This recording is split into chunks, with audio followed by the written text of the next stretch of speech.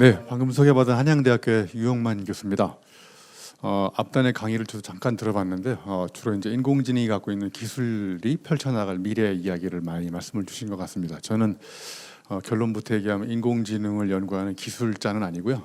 인공지능을 어떻게 하면 인간이 능가할 것인지 이런 걸 인문학적으로 좀 사유를 해보려고 하는 사실은 이제 교육학자이기도 합니다. 그래서 우리가 앞으로 인공지능을 평생 비서로 데리고 살려면 인간은 인공지능이 할 수 없는, 인간만이 할 수 있는 고유한 능력이 뭘까, 이런 것들을 한번 이렇게 뽑아내고 그런 것들을 육성해서 개발하고 우리 앞으로 인류의 미래를 좀 이렇게 긍정적인 희망적인 가능성의 미래로 이렇게 가볼까 합니다. 그래서 제가 이제 부제목도 제가 좀 언어적 운율을 맞춰가지고 지식으로 지시하지 말고 지혜로 지휘하라. 그래서 결론적으로 얘기하면 인공지능이 지식을 가지고 인간의 지능으로 만들었던 지식은 인공지능이 이제 거의 다 따라잡았기 때문에 여러분이 갖고 있는 지식만 갖고는 인공지능한테 당한다는 거죠. 그러려면 인공지능이 할 수 없는 걸 여러 가지로 얘기할 수 있지만 이따 제가 네 가지로 말씀을 드릴 텐데 그 마지막 네 가지, 네 번째가 바로 지혜거든요. 그래서 지혜는 지능으로 개발할 수가 없고 인간이 갖고 있는 고유한 능력, 지성으로 개발해야 될 것 같아요. 그래서 오늘 제가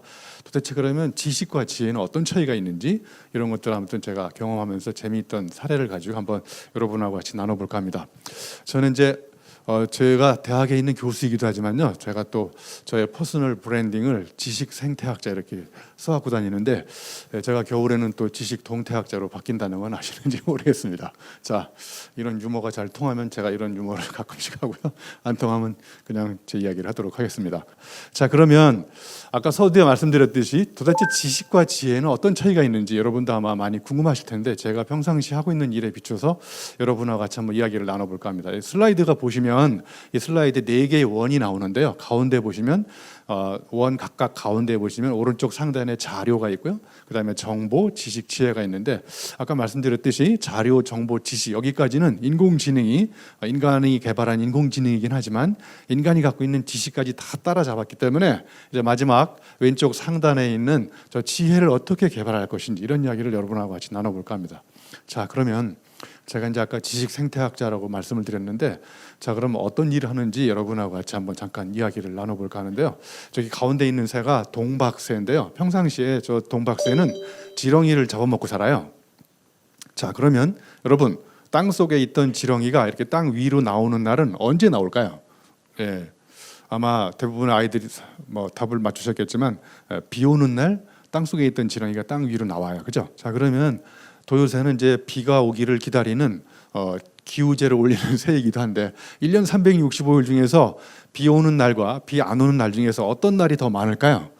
예, 물론 비 안 오는 날이 많죠. 자, 그러면 문제는 뭐냐? 비가 안 오는 날 지렁이가 다시 땅 속으로 들어가 버렸거든요. 그러면 이제 비가 안 오는 날은 저 동박새가 굶어 죽었어야 되는데 저 비가 안 오는 날도 땅 위에서 지렁이를 불러내서 잡아먹고 있어요. 자, 이 놀라운 비밀을 새가 갖고 있는 놀라운 체험적 지혜를 가지고 한번 말씀을 드려볼까 합니다. 자, 첫 번째 질문입니다. 땅 속에 있던 지렁이가 땅 위에 비가 오는지 어떻게 알고 나올까요? 예, 여러분은 이걸 모르면 여러분은 지렁이만도 못한 인간들이에요. 자, 빗방울이 막 땅을 두드리면 이 땅의 미묘한 진동을 피부로 이렇게 감지해가지고 바깥으로 나오면 저 새가 잡아먹어요. 그런데 이 새가 아까 말씀드렸잖아요. 비 안 오는 날이 더 많으니까 비가 안 오는 날은 날씨가 좋은 날이거든요. 그럼 땅 속으로 다시 지렁이가 들어가요. 그럼 이론적으로 땅 위에 먹이가 없어졌기 때문에 또 동박새가 굶어 죽어야 되는데 땅 위에서 지렁이를 잡아먹어요. 어떻게 잡아먹는지. 자, 첫 번째, 저 동박새가 평상시에 관심을 가지고 이 4차 산업혁명이 오니까 저 빅데이터를 관심을 가지고 유심히 지렁이 행동을 관찰합니다. 관찰한 데이터를 정보로 오거나이즈 해가지고 가만히 앉아서 국리의 국리를 거듭하는 게 여기 보시면 이렇게 고찰입니다. 자, 그러면 관찰 다음에 고찰로 넘어갔잖아요. 그러면 이제 새가 국리의 국리를 거듭하면서 생각하는 결과 궁즉통, 통찰이 왔어요. 놀라운 깨달음이 왔는데 그게 뭐냐면 지렁이가 비가 올 때 나온다, 이걸 알게 된 거예요. 그래서 저 새가 이제 비가 안 오는 날은 어떻게 하냐면요, 머리를 써요. 저 새도 먹고 살려고 이 부리로 땅을 막 찍고 다녀요. 비가 안 오는 날은. 그러면 이제 땅이 막 조금 울리니까 땅 속에 있던 지렁이는 비가 오는지 알고 나왔다가 마른 하늘의 날벼락인 거죠. 그래서 저 새도 죄송하지만 새대가리가 아니라는 걸 알 수가 있어요. 자, 자연에 있는 모든 생명체는 다 저마다 살아가는 이유와 원리가 있거든요. 그 이유와 원리를 뽑아가지고 인간의 생각을 바꾸고 우리 인간이 머물러 있는 조직이나 공동체를 변화시키는데 제가 대입하는 학문을 제가 세계 최초로 만들었어요. 그래서 지식 생태학이라고. 그래서 전 세계의 지식 생태학자는 저 혼자밖에 없거든요. 그래서 제가 말하는 것이고 진리의 길입니다. 여기는 경쟁 상대가 없어요. 자, 그런데 이 지식이 이제 또 다른 문제 상황에 반복해서 적용하면서 시행착오도 겪어보고 우여곡절 파란만장한 온갖 경험을 하면서 이제 그 경험한 흔적들을 돌이켜서 반추해보고 그러면 이제 지식으로 설명할 수 없는 지혜가 되는 겁니다. 자, 그러면 이걸 조금 더 쉽게 아인슈타인이 이런 이야기를 했어요. 지식과 지혜의 차이점을.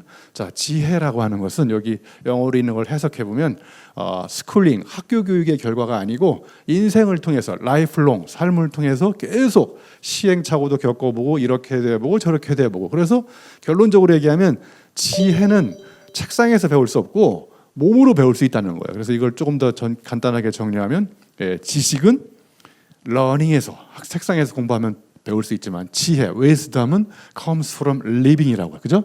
삶의 현장에서 지혜가 나온다는 거예요. 자, 그래서 안타까운 소식이잖아요. 책상에서 지식을 배울 수 없구나. 그러니까 책상에서 책을 아무리 읽어도 그건 지식까지밖에 못 가고 그걸 한번 내 삶의 문제 상황에 적용해서 실험도 해보고 모색도 해보고 그다음에 실패도 해보고 이런 것들을 경험하다 보면 어느 순간 내 몸에 체화되고 육화되는 것, 즉 언어화시킬 수 없는 그 알미 바로 저는 이 지혜라고 생각합니다.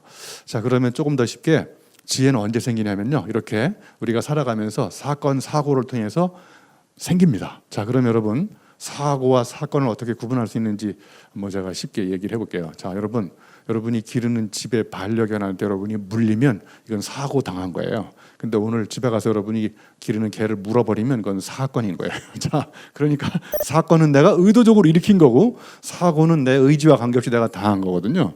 자, 여기 방청객분들 중에 제가 질문하면 손을 드셔야 돼요. 자, 결혼하신 분들, 자, 본인의 결혼이 사고 당했다고 생각하시는 분 흔들어 보세요.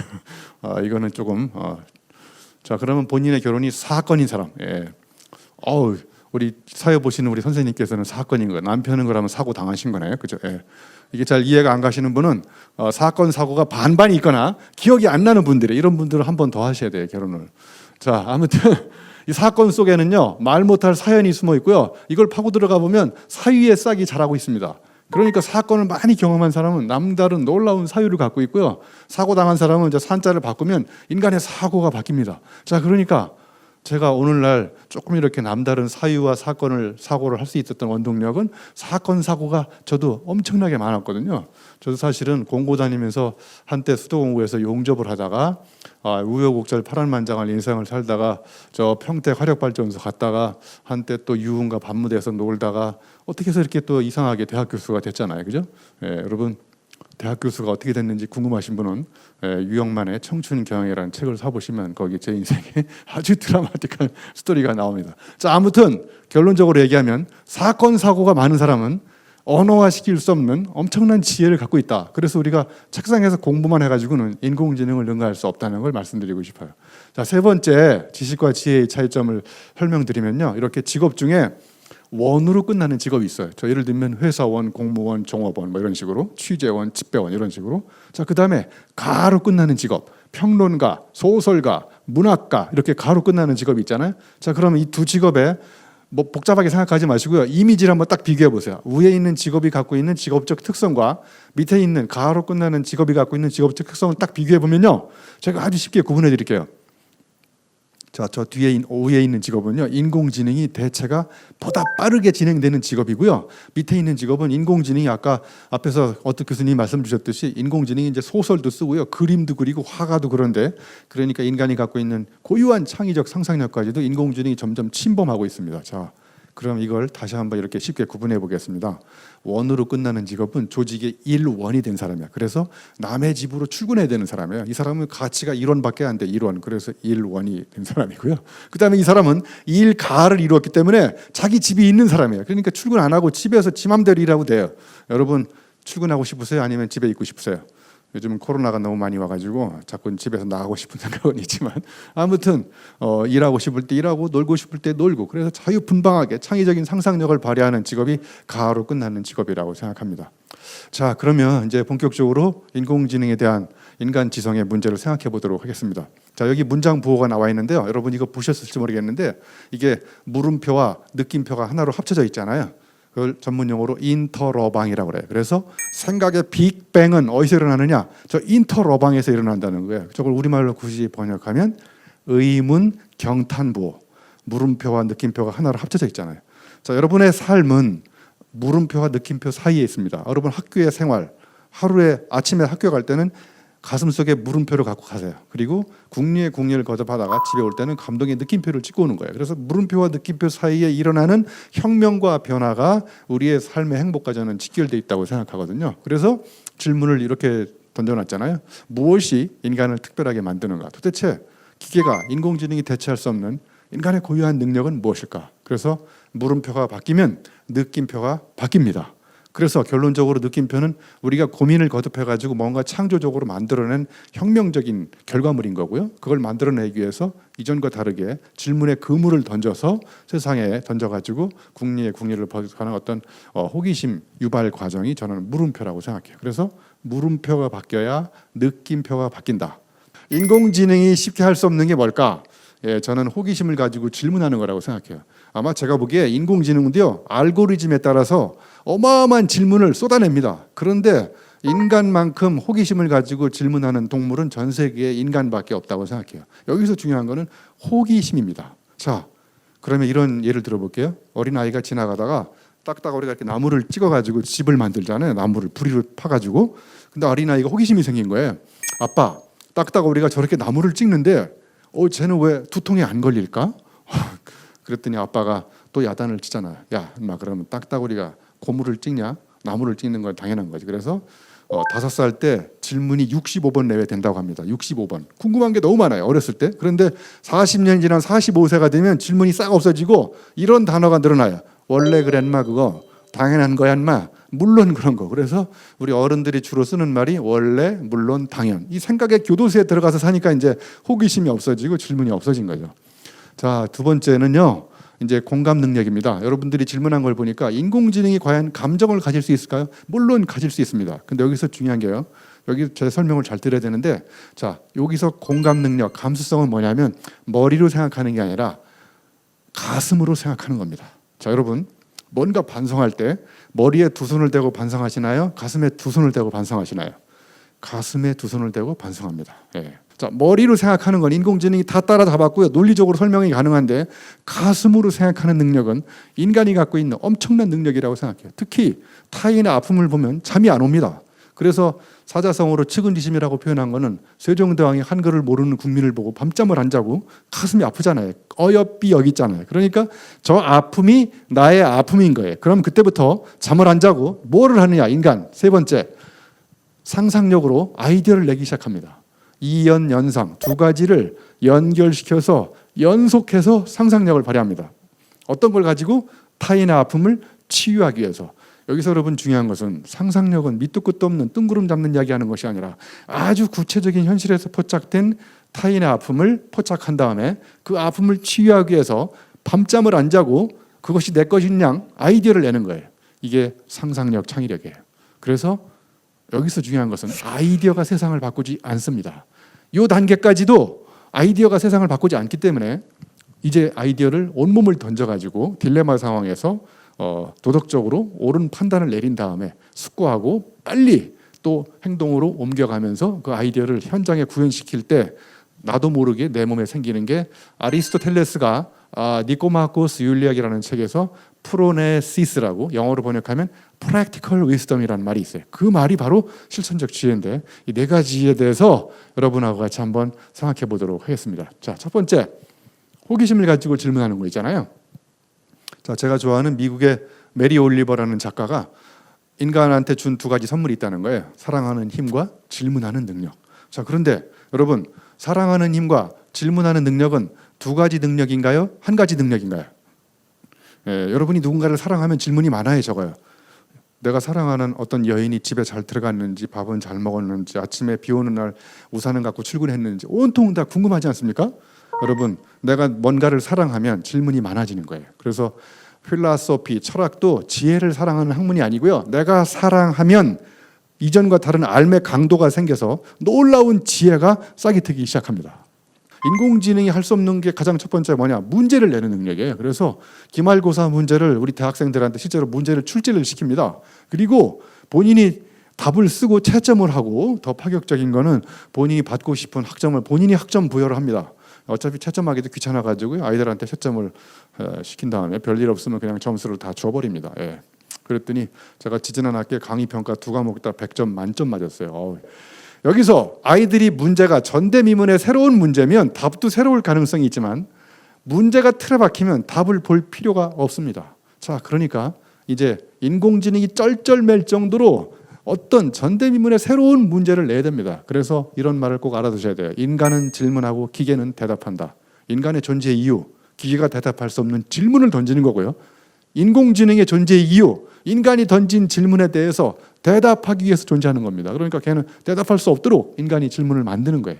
그래서 문제를 잘 내는 사람을 전문 용어로 문제아라고 합니다. 우리가 길러내야 될 인재는 문제아입니다. 예.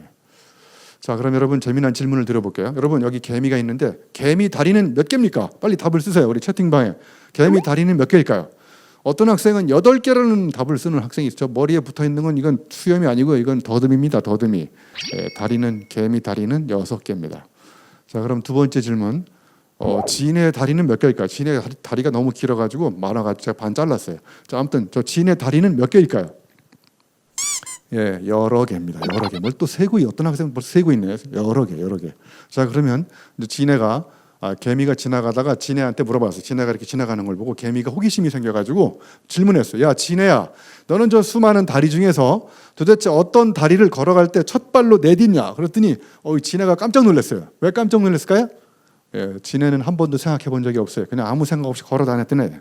우리 인간이 지금 아무 생각 없이 살고 있어요. 지네 같은 인생을 살고 있는 사람한테 지네 같은 인생을 포기하고 뭔가 생각하게 만드는 가장 강력한 방법은 질문을 던지는 겁니다. 전대미문에. 그러면 그때 사람은 멈칫하고 생각을 하기 시작하는 거죠. 자, 이제 두 번째 하겠습니다. 인공지능이 쉽게 따라잡을 수 없는 인간의 고유한 능력, 공감 능력. 자, 제가 좋아하는 수잔 손택이 연민과 공감을 이렇게 구분해 놨는데, 이걸 쉽게 구분하면 연민은 타인의 아픔이 생기면 머리로 계산해가지고 얼마를 투자할지, 돈을 넣어야 될지 이런 걸 머리로 계산하는 능력이 연민이라면, 공감은 타인의 아픔을 보면 잠이 안 오고 그 아픔이 나의 아픔처럼 생각되기 때문에 저 아픔을 어떻게 하면 치유할 것인지 계속 그 가슴으로 생각한 다음에 기꺼이 몸을 던져서 그 아픔을 치유하는 행동까지를 공감 능력이라고 하는데, 이렇게 구분하면 이해가 안 갈 것 같아서 제가 이렇게 생각 사자를 하나 갖고 왔어요. 자, 생각 사자를 가만히 보시면 위에 밭전자가 있고 밑에 마음심자가 있는데, 사실은 저 위에 밭전자는 여러분 뒤통수 밑에 있는 숨골을 뜻하는 상형문자라고 합니다. 그러니까 저 밭전자는 밭이 아니고 머리입니다. 머리.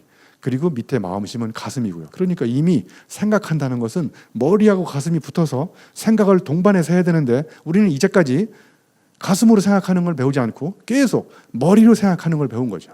그러니까 without warm heart, 따뜻한 가슴이 없이 cool head로 생각을 한 거죠. 그래서 이 심장의 느낌이 올 때는 언제가 오냐면, 내가 직접 체험을 해보면 타인의 아픔이 가슴으로 느껴집니다. 자, 그래서 공감 능력을 예를 들어서 제가 시를 하나 예를 들어볼게요. 이게 안도현 시인이 쓴 스며드는 것이라는 시인데, 자, 여러분이 지금 꽃게라고 생각하시고요. 자, 여러분을 내가 통 속에 집어넣었어요. 자, 그리고 여러분 등판에다가 꽃게라고 생각하시고 등판에다 이제 간장을 쏟아붓기 시작합니다. 이 시 제목이 스며드는 것이라는 이유는 이 꽃게 배에 알이 잔뜩 품어 있어요. 그래서 알 사이사이로 이제 간장이 스며드니까, 이 시를 가만히 보시면요, 꽃게가 지금 사투를 벌이고 있지 않습니까? 간장이 점점 내 몸을 덮어버리니까. 그래서 이제 어미개가 사투를 벌이다가 마지막 두 줄이 알들한테 남긴 유언입니다. 알들한테 이제 깜깜해지니까 뭐라고 얘기했냐면, 저녁이야, 얘들아, 불 끄고 잘 시간이야. 그리고 불 끄고 자고 일어났는데 몰살에서 탄생한 음식이 간장게장인 거죠.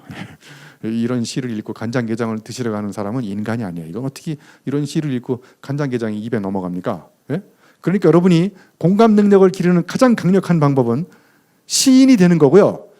시인이 되기가 어려우면 시집을 엄청나게 사가지고 시를 읽으세요. 왜냐하면 시인들은 태어나서 죽을 때까지 입장 바꿔서 생각하는 탁월한 능력을 갖고 있는 사람들이에요. 그래서 여러분 우리가 시를 읽어야 되는 이유, 시인은 태어나서 무조건 타자의 입장이 돼가지고 아픔을 내가 몸으로 체험하면서 그때 간장게, 어미개가 뭐라고 그러는지를 받아 쓴 거거든요.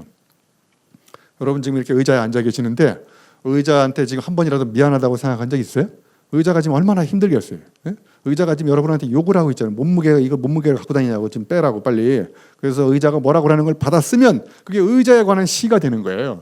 이렇게 다 우리가 공감 능력만 뛰어나면, 예? 그래서 이 상대의 마음을 못 읽는 게 문명이라고 일본의 한 작가가 말을 하고 있잖아요. 그러니까 글을 읽고 못 쓰는 이런 게 문명이 아니라 상대의 마음을 읽어주지 못하는 사람.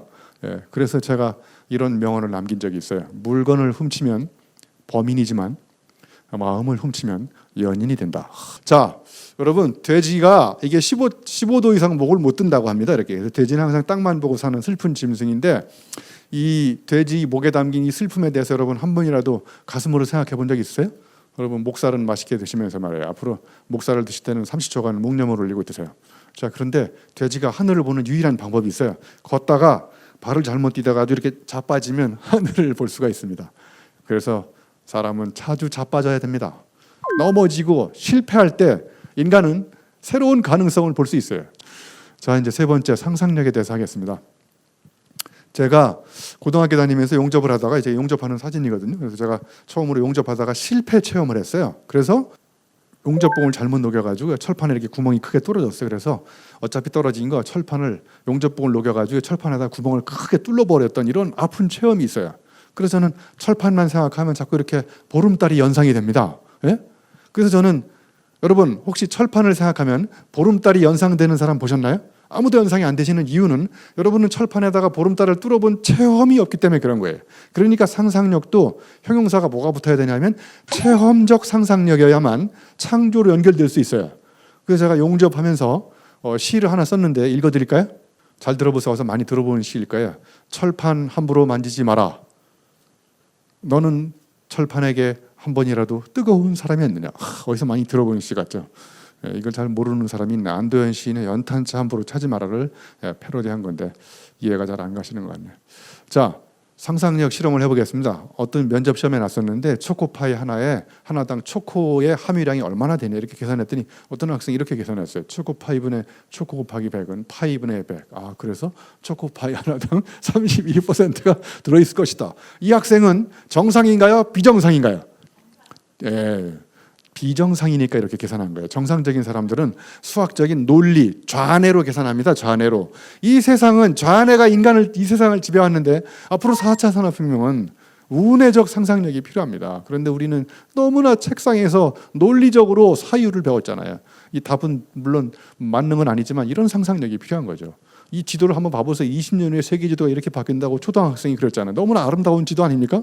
우리 한국 고등교육재단을 다 하나 다 세웁시다. 섬에다가 강화도, 한반도, 울릉도. 예. 이런 지도를 그릴 수 있는 사람은 동심에 젖어 있는 아이들이 이런 지도를 그리지.